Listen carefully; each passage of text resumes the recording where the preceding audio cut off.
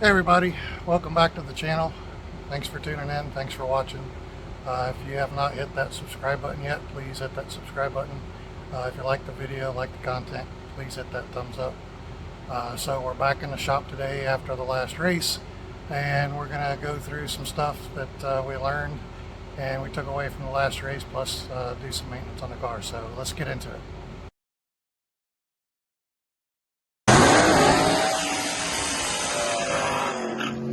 Alright, so like I said, we're back in the shop after the race.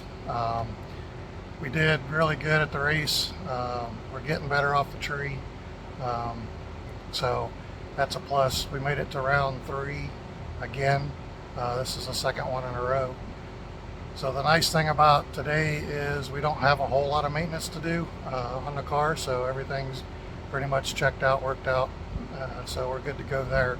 I just want to check all the bolts and stuff on the rear end, make sure everything's still tight, check the axle nuts and all that stuff. Just, make me warm and fuzzy this before I go out on the next race. What I did learn, and I mentioned this in the race video, is I talked to some engine builders and some other people that are smarter than me, and they pretty much said that if I'm running this motor naturally aspirated, but yet it's built for nitrous, that's going to cause problems. Not as far as anything, internal or running issues or anything like that. Won't damage it basically, but it will definitely cause the the hesitation that I'm feeling.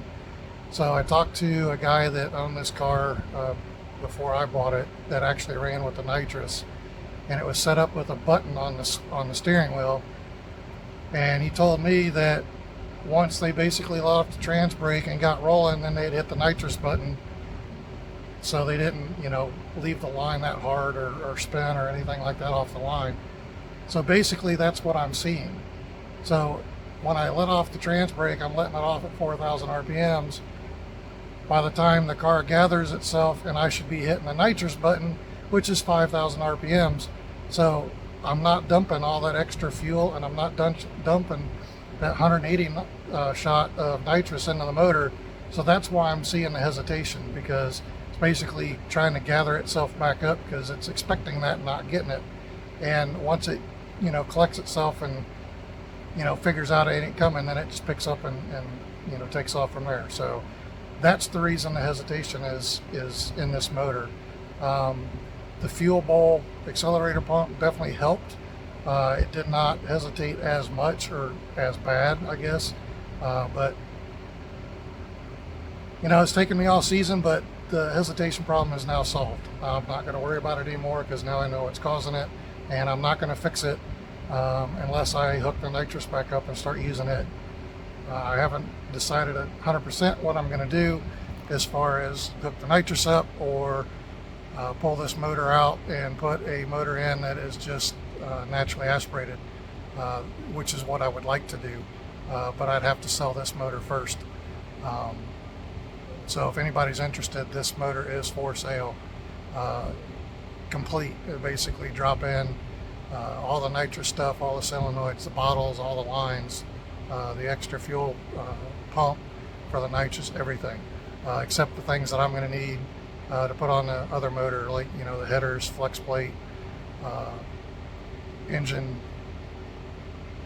motor plate, stuff like that, starter.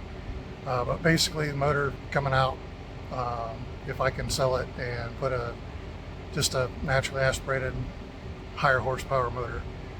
So basically, like I said, what we're going to do is just tighten up all the nuts and bolts and everything today on the rear end, on the engine that I know comes loose, and it'll be ready for the next race. So not a whole lot to do, but I'll get back with you when we get all that done and let you know if I saw anything drastic. So we'll check back in a minute. All right, so we're back. I did find the rear end housing bolts just a tad bit loose. They weren't too bad, so I went ahead and retorqued those all up. The drive shaft was still tight, and everything else in the back was still tight, so I feel pretty confident about that. I went over the motor and just kind of retightened everything up that I know always comes loose. So this thing is ready to get loaded up in the trailer for the race we got next week. So Thanks for tuning in. Thanks for watching. I know it wasn't a whole lot today, but it's a good thing because, like I said, we've been working on this car all year, and I think we finally got everything worked out the best we could. So hopefully maintenance won't be as bad from here on out. So like I said, as always, if you haven't subscribed yet, please hit that subscribe button. If you like the video, like the content, hit the like button. Make sure you tune in to my other videos, follow this journey, and we'll see you at race day next week. Thank you.